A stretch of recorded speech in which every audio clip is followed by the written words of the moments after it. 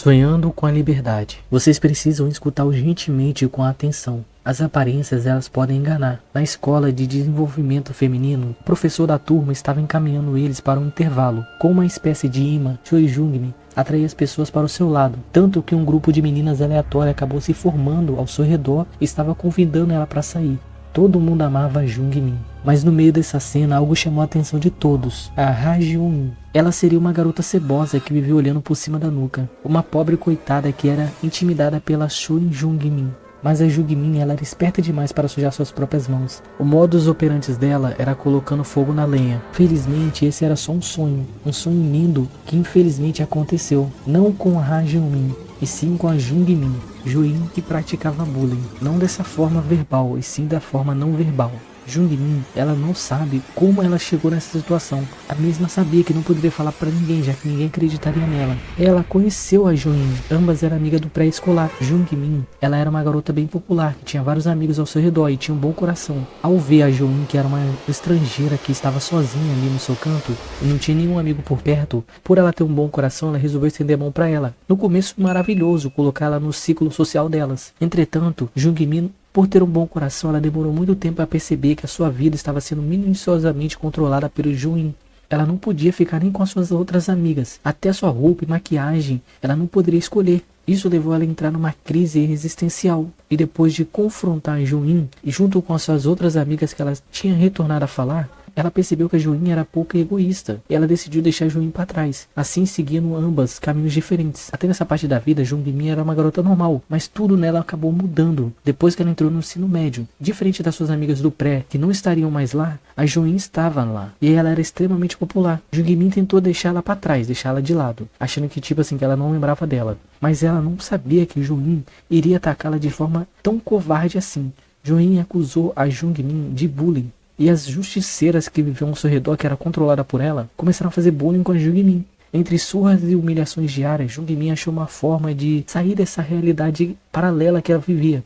Ela descobriu uma técnica chamada sonhos lúcidos. Quando uma vítima de agressão ou de algum tipo de injustiça sofre algum tipo de trauma, ela se projeta para uma outra existência. E ela usava essa forma dela ter outra vida, uma vida que ela era um pouco mais feliz, através desses sonhos. Uma vida na qual ela não era a vítima, e sim a vilã da história. Essa história, ela é muito desenvolvida, então, tipo assim, os capítulos eles vão ficando mais pesados e mais brutais. Então, é um bom manhwa psicológico para se ler. Também vai aparecer outro protagonista na obra, e ele só aparece lá pra frente. Então, se eu fosse falar dele, eu teria que pular muitos capítulos. O céu distante. Terremotos geralmente acabam ceifando milhares de vidas. Mas morrer nesses eventos é a melhor opção, pois viver acaba trazendo um desafio mortal para você. Aonde eu estou? O que será que aconteceu? Por que eu não consigo chamar ajuda? Será que a gente foi atacado por algum terrorista? Alguém deve ter sobrevivido. Por que a polícia até agora não chegou? Cadê os bombeiros? Será que alguém sobreviveu? Devido a esse ar pesado, eu acabei adormecendo. Mas que coisas são aquelas que estavam sobre mim? Será que alguém sobreviveu? Eu reconheço esse lugar. É a estação de trem de Gangnam, em Seul, mas eu não consigo achar a saída. Será que alguém sobreviveu? Eu acho que eu acabei escutando alguma coisa. Talvez seja alguém que veio nos ajudar. Quem é você? Como assim você salvou nossas vidas? Porque os insetos acabam nos comendo vivo. Aquela pessoa estranha acabou dizendo que precisaríamos sair de lá, já que o teto estaria próximo a desmoronar. Como eu sou azarado. Foi tarde demais para nós. Os insetos estão sobre o nosso corpo. Eu preciso levá-la para um lugar seguro. Quem é você? Por que está desligando a luz? Por que eu sou tão azarado?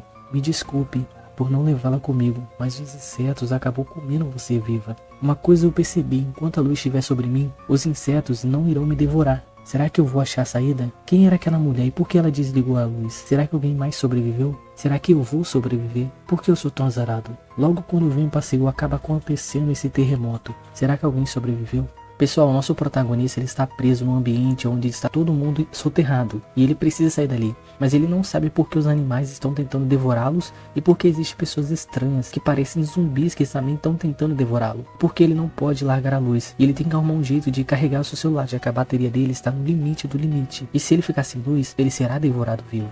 Será que mais alguém sobreviveu? Será que eu vou sobreviver? O verão vai nos separar. A única coisa que nós temos é a nossa liberdade. Quando a nossa liberdade é tomada injustamente da gente, a nossa verdadeira natureza aparece. E o Tsuki, um jovem aspirante a jogador de beisebol, pode descobrir que a sua irmã gêmea, Mayu, havia sofrido um acidente que deixou ela até cega e acabou tirando a sua capacidade de andar. O mesmo resolveu largar tudo e retornar para a ilha de Senjutsu. O seu pai acabou não gostando muito da ideia, ao ver o seu filho largando tudo, o seu futuro, para retornar para sua casa. A sua mãe acabou também ficando decepcionada com Itsuki, só que ele estava bem convicto que ele precisaria retornar. Só os gêmeos reconhecem os laços um do outro. E lembrando desses laços, ele resolveu retornar e ir até sua escola para ver os seus amigos de infância. E no caminho da sua escola, ele encontrou seu avô, que alertou para ele que nessa vila remota, algumas pessoas ainda vivem o terror do coronavírus. E deixou para ele um conselho. Enquanto ele estiver na rua, sempre use máscara. Mesmo sendo um conselho bem estranho, o nosso prota resolveu não confrontar o seu avô e acatou a ideia.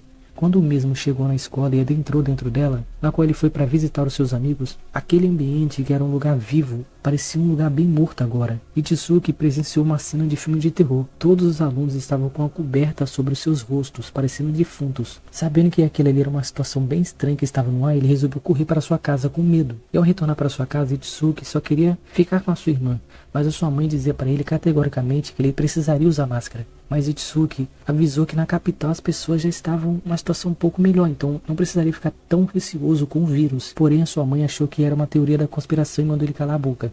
Itsuki tentou fazer com que a sua irmã se animasse um pouco mais, já que aquela vida ali estava todo mundo parecendo morto. E ele queria levá-la para um passeio, para ver se ela recobraria um pouco da consciência dela. E no meio da noite ele acabou vendo uma mulher bastante estranha no meio da estrada, que ordenou para Itsuki que ele usasse uma máscara. Por ele não querer atendê-la, a mesma o atacou. Itsuki, temendo pela sua vida da sua irmã, ele usou o taco de beisebol que estava com ele e acertou nela. E ela acabou correndo. E uma coisa estranha é que quando ele ligou para a polícia disse para ele que ele estava delirando e não apareceu ninguém ali. E mandou que ele usasse uma máscara. A única coisa que nós temos é a nossa liberdade. E quando essa liberdade é tomada injustamente da gente, a verdadeira natureza, ela aparece. Um dia de repente em Seul, a curiosidade matou o gato. O casal que estava levando seu cachorro para passear, aquilo ali era para ser só mais uma noite tranquila. Mas a namorada acabou deixando o celular dela cair dentro de um bueiro. Mesmo estando com muita raiva de mexer no bueiro, o namorado ele foi lá ajudar a sua namorada. Eu abri a tampa do bueiro, ele percebeu que tinha uma coisa que parecia ovos de girino lá. Mesmo sendo nojento, ainda era só um ovo de girino, então daria para ele pegar o celular dela. Ele só resolveu ignorar aquela cena e pegou o celular da sua namorada. Mas como ele poderia saber? Quando ele soube, era tarde demais. Aquelas coisas que estavam ali perto do seu celular acabou grudando no seu braço. Não queria mais sair. E a sua pele começou a necrosar. Felizmente a sua namorada acabou correndo com medo daquela situação. Quanto mais ela corria sem olhar para trás, ela acabou escorregando. E ela acabou caindo exatamente no ninho daquelas coisas. Tudo começa com Yeio. Ele estava indo participar de uma incursão para Seul. Yeon era uma pessoa bem antissocial, mas ele até teve que ir nesse passeio, que seria um pouco chato por causa que ele gostava muito de uma menina. E esse namoro platônico que ele sentia por ela não era correspondido, mas ela estaria lá, que era Soyeon. Ela era uma garota bem popular, todo mundo gostava de ficar perto dela. Tudo que ele poderia fazer era observá-la de longe. Sorte do destino, seu amigo também estava lá, ele também não gostava muito desses eventos chatos. E ambos ficavam zoando o pessoal que ficava tirando foto, fazendo palhaçada. E no meio dessa zoeira, o Prota só queria continuar olhando para Seiyun. E ele queria falar com ela, mas toda vez que ele pensava em ir até ela, ela inconscientemente se afastava dele. Uma coisa que ele percebeu que geralmente quando você vai para uma cidade grande, você vê muito pombos nessa cidade. E nosso Prota acabou percebendo que um pombo havia sumido depois de que passou perto de um bueiro. E quando ele foi ver, um dos caras populares chamou ele para poder fazer uma coisa para ele. A turma iria participar de um passeio em um teleférico. E mesmo Yeon tendo medo de altura, ele não queria que a Seiyun visse esse lado covarde dele. Então ele resolveu fingir que ele estava tranquilo nesse passeio, que seria uma coisa bem difícil para ele. Mas uma coisa acabou acontecendo. Um pombo desgovernado acabou batendo na janela do teleférico. E não só isso, saiu coisas estranhas desse pombo. E aquilo começou a grudar nas pessoas. E foi passando um para o outro. Até que o caos acabou se espalhando no meio das pessoas. Todo mundo acabou ficando incrédulo. O que estava acontecendo ali? Aquele que era para ser mais um passeio normal acabou se tornando uma epidemia. O que nosso Prota irá fazer? Será que ele vai deixar se acovardar? Ou será que ele vai proteger a mulher que ele ama? Que só ele ama, é claro. A curiosidade acabou matando o gato. Como sobreviver como uma empregada doméstica em um jogo de terror? Pequeno Pardal, você alguma vez já presenciou o mundo abaixo dos seus pés? Há um mundo além do abismo, onde a lua ilumina o rio de sangue, e os filhos do vazio clamam pelo seu clamor. Ó Satã, o nome daquele que arrancou fora as próprias asas, aquele que é apreciado por todos os demônios, o anjo que saltou do céu, Satã. Ele apontou a sua espada para Lilith. A Lilith é a rainha dos sugadores dos sonhos. Quando a espada ensanguentada de Satã penetrou o coração da rainha, uma chuva mais vermelha que o pôr do sol jorrou para fora, e ela suspirou com uma maldição. Você, Satã, você viverá dentro de uma pele humana. A sua doença te rasgará por dentro e o aperto dos mortos doerá seu pescoço. O ceifador irá sempre te vigiar e te condenará a uma vida a viver infinitamente. E então você finalmente encontrará o seu inimigo, que irá te destruir. Te torcerá como um inseto, e nunca aproveitarás a vida de um humano como tal. Você, Satã, conquistou o trono roubado e irá matar de novo e de novo e de novo. Os sonhos, eles podem revelar o futuro, e o seu futuro, ele não é feliz. Esse era um sonho recorrente que a nossa prota estava tendo depois de jogar o jogo O Assassino do Condado de Paldraft, que foi produzido pela empresa Agomos. O jogo, ele era bem simples. Você jogava no corpo de Adrian, que seria um nobre que foi amaldiçoado para se tornar a casca de Satã.